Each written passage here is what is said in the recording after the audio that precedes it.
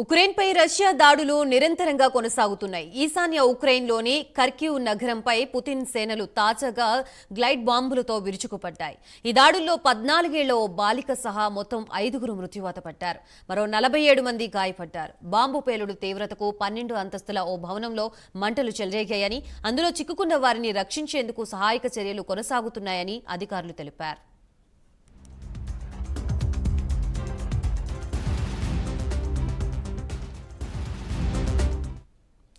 తాజా పరిణామం నేపథ్యంలో ఉక్రెయిన్ అధ్యక్షుడు వ్లాదిమిర్ జెలెన్స్కీ స్పందించారు. రష్యా వైమానిక దళ అస్త్రాల్ని వాటి స్థావరాల్లోనే నాశనం చేసి ఉంటే ఇలాంటి దాడులు జరగవని అభిప్రాయపడ్డారు.